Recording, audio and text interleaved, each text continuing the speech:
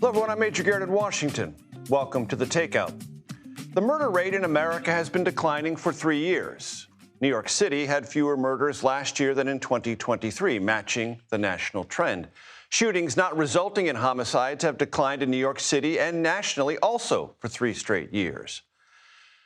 These statistics, highly relevant to the big picture of life in America, look and feel feeble and brittle against the horrors that played out yesterday in Midtown Manhattan inside a skyscraper on Park Avenue, which has many tenants, among them the headquarters of the National Football League.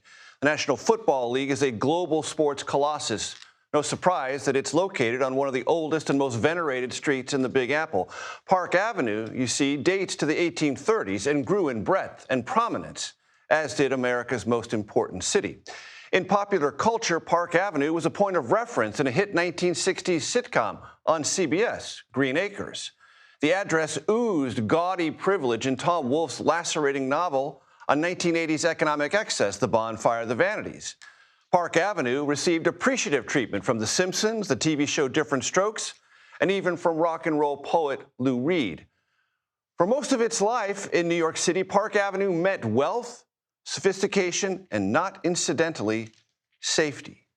Now it will be recorded in the annals of one of New York's worst mass shootings, and also a place where a disturbing upward trend in American crime, killings of on or off-duty law enforcement officers, took another shattering turn. Didarul Islam, a New York City police officer, was killed in that shooting. He was working off-duty as a security guard, part of an NYPD-approved program that supplements corporate security teams and allows NYPD officers to make a little extra money. Islam was a father of 2. His now grieving wife is expecting their 3rd child next month. Last year, 147 law enforcement officers were killed in America, a 25% increase over 2023. On the Senate floor today, Democratic leader Charles Schumer, a native of New York City, tried to put this tragedy into some kind of words. When an NYPD officer is killed doing his duty, it's not just a tragedy, it's a rupture in the soul of our city, our beloved city. And it requires that we mourn and honor all those we lost. And this just happened 4 blocks from my office, in broad daylight, in one of the busiest, safest, most iconic parts of Manhattan, right across from where New Yorkers pour in and out of work. We begin tonight with Anna Schecter in our broadcast center in New York. Anna, what else have we learned today? Because this has rattled the city of New York. It sure has, Major. And just the motive that investigators are sharing with CBS News, that he targeted the NFL offices, as you explained, located in that office tower in Midtown Manhattan. He blamed CTE, a brain injury that professional athletes get from contact sports, particularly football. Now, this perpetrator, he played high school football, but in his notes found in his wallet on his person at the scene of the crime, obtained by CBS News, he writes CTE, please study my brain. He notes other professional athletes or other football players, professional athletes who died by suicide as a result of CTE. And so investigators believe that fueled him to drive all the way across the country in that black BMW that he was driving, carrying that AR-style weapon. When he parked it nearby the Park Avenue skyscraper, he just walked out in broad daylight, not even efforting to conceal that gun, and walked right into the building and opened fire, Major.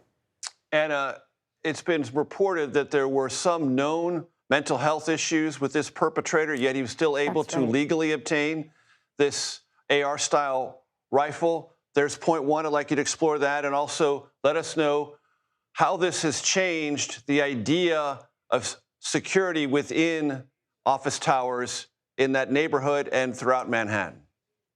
They're 2 great questions, and I'm so glad that you brought up this issue of him being able to obtain a concealed carry permit a firearm permit in the state of Nevada, despite having multiple documented mental health episodes. In fact, what we learned today was that he initially obtained that concealed carry permit in the spring of 2022. And then within likely a few months or not too long, within a year after that, he wound up calling police because of suicidal ideation. So he was having suicidal thoughts. He called law enforcement. They checked him out, and law enforcement determined that suicidal ideation did not meet the bar of having him lose that concealed carry license. So that, I think, will raise big questions about what police in Nevada knew and how they handled his situation. So I want to talk about security in New York City, because as local bystanders spoke to our own cameras overnight and this morning, they were saying, this should not happen in our city in broad daylight. How is this happening? And if you remember, just in December, less than a year ago, Luigi Mangione carried out an attack, a murder in broad daylight. So I think big questions are going to be asked, and I think there's going to be a big push to increase security in Midtown going forward. Anna Schecter, with so many vital details, I appreciate it very, very much.